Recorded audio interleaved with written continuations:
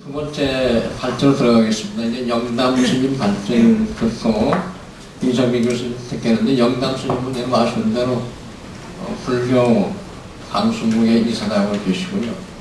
동국대 이사로서 동국대도 관여하고 계시고, 또 조계 중에서 큰일 많이 하셨고, 본인 스스로 부천의 서광사 불리십니다 하시고, 저희 경계하면서 가끔 오셔서 아주 귀한 발제해 주셨는데, 이번에도 사역 안 하시고 이렇게 오셨습니다.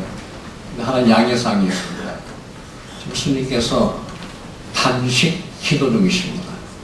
일주일째 단식하고 계신데 목소리가 나올란가 모르겠는데, 그래도 좀 힘을 내서 좀 해주라고 부탁드렸고요. 발제하신 다음에 이전배 교수님 발제 때 저 논찬인데, 이전배 교수님은 감신대 그러시고요. 기독교에서 여러 종교와의 대화를 가장 앞장서서 학문적으로 추진 중이신 분이고, 특히 문화와 종교 간의 만남에 있어서 탁월한 연구를 많이 하신 교수님이십니다. 그래서 그 전문가 이렇게 모셨습니다. 먼저 우리 영남 스님 부탁드리겠습니다.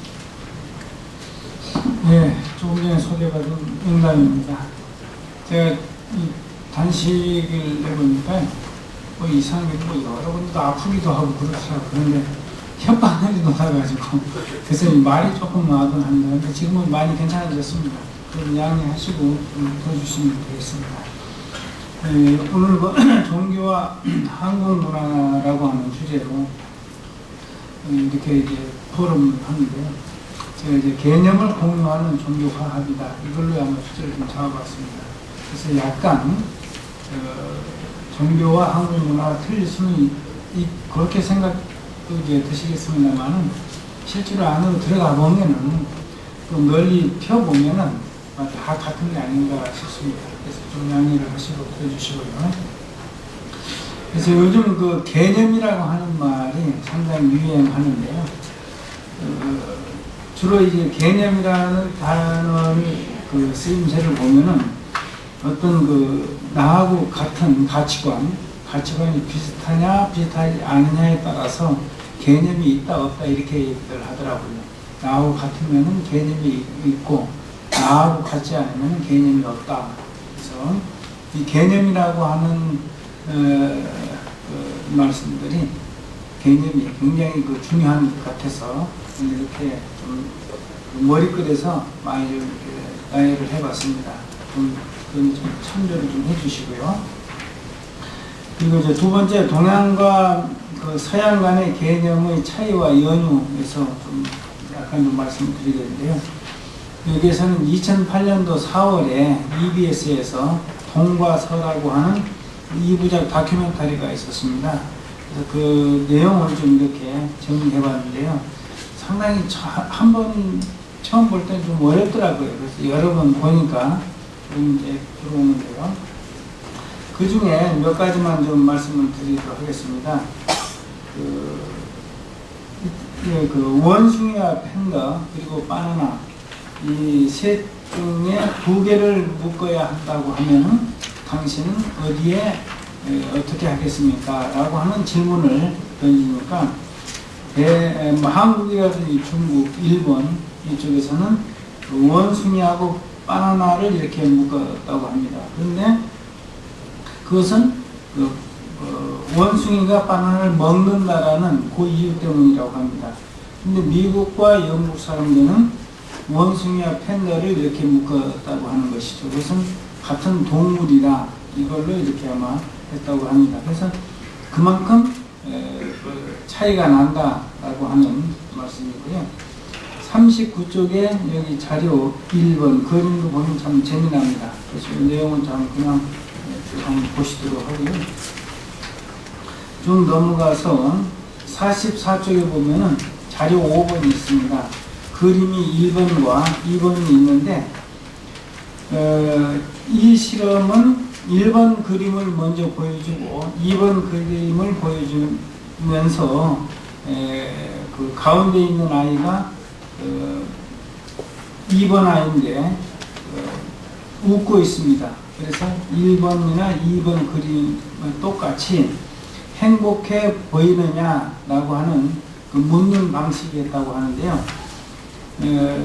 여러분은 그 2번 그림에서 가운데 있는 아이가 여전히 행복해 보이십니까? 이렇게 이제 질문을 했다고 합니다. 그러니까 서양 사람들은 주위 아이들의 표정과는 무관하게 그 2번 아이만 보고 행복해 보인다고 이렇게 대답했다고 합니다. 동양 사람은 행복해 보이지 않는다고 했다는 것이죠. 그래서 동양 사람은 그 주변 사람들을 다 함께 보는데 서양 사람들은 그 한 사람만 보고 한다. 이런 그 실험이었습니다. 그래서 흥미있게 봤는데요.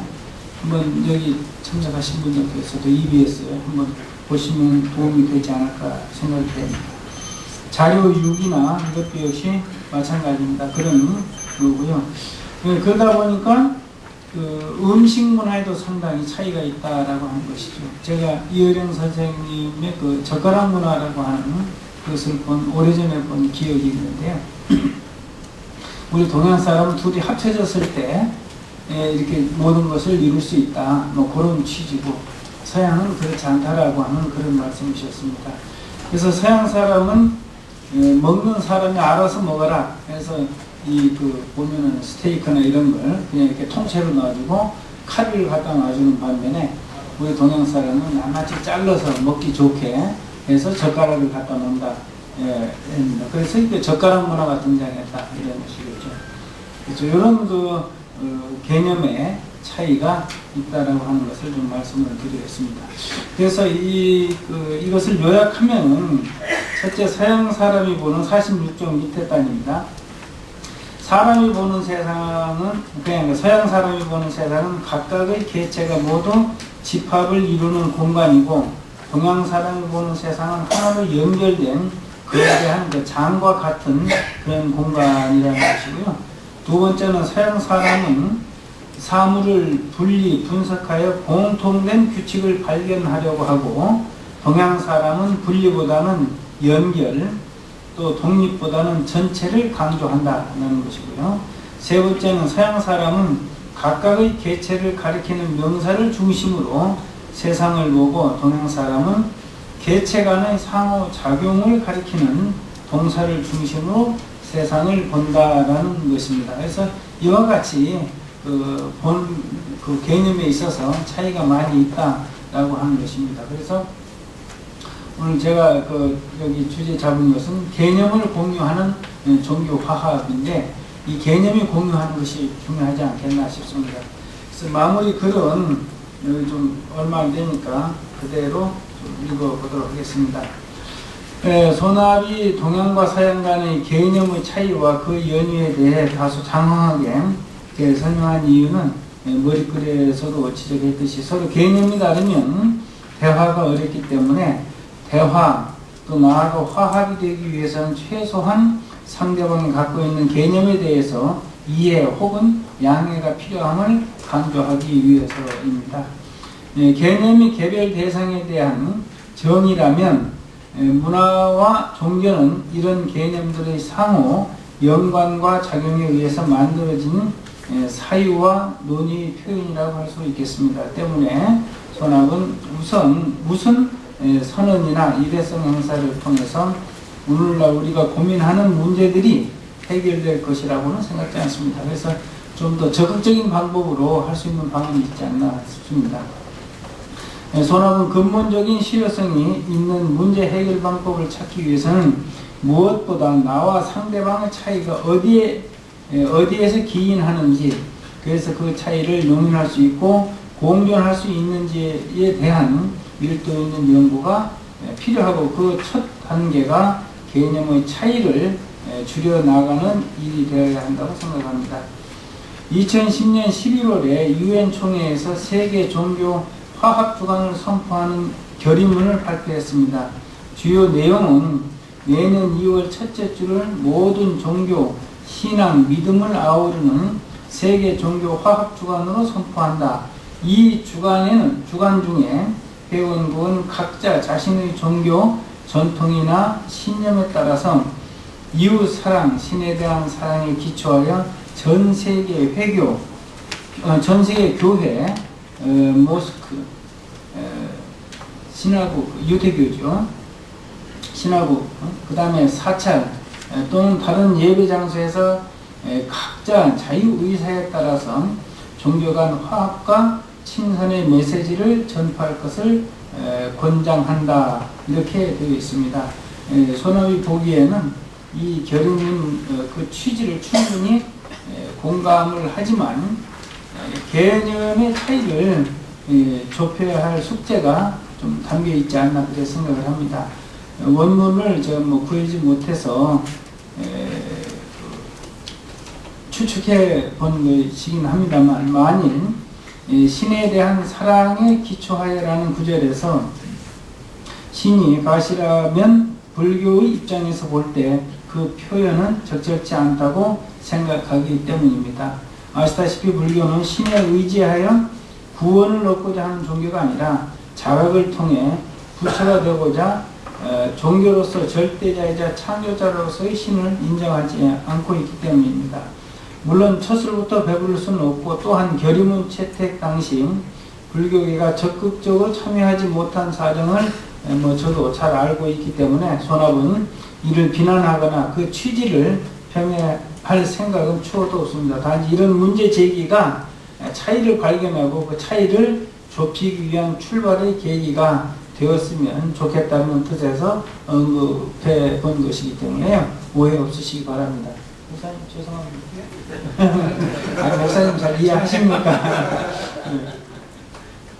사실 그 종교 간의 갈등은 종교 지도자들로부터 비롯되는 것입니다. 그리고 종교적 특성상 지도자들이 인식과 태도를 바꾸지 않는 한 적어도 우리나라에서 종교 간의 갈등 해소는 현실적으로 요원한 것이 아닌가 생각이 되어집니다.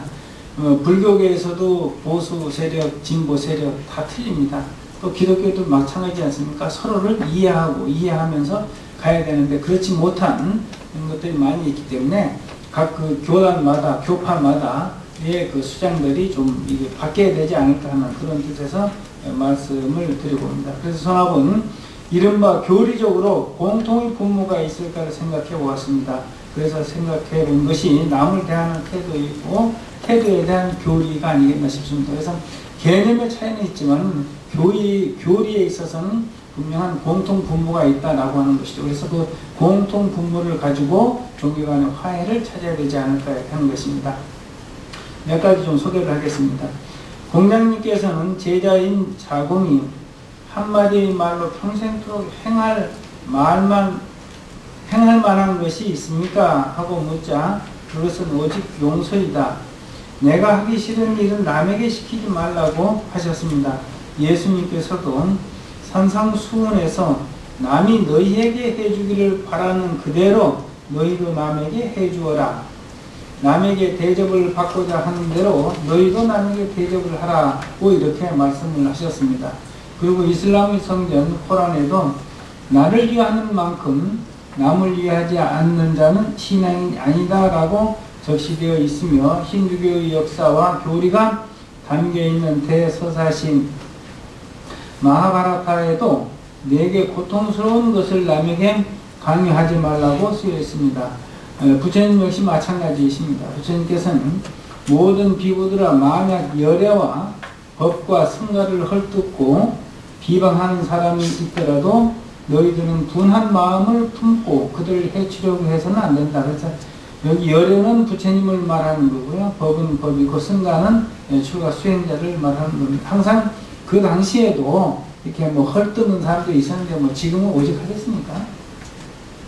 그들이 비방하고 헐뜯는다고 해서 너희들이 분노하는 마음으로 해칠 뜻을 가진다면 그것은 스스로 함정에 빠지는 것이다.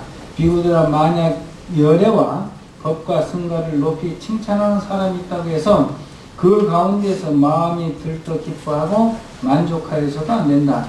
너희들이 환희심을 내는 것 또한 하나의 한정이다 라고 말씀하시고 자신의 종교를 찬양하지 말 것이며 다른 종교를 비방하지 말라고까지 이렇게 말씀을 하셨습니다.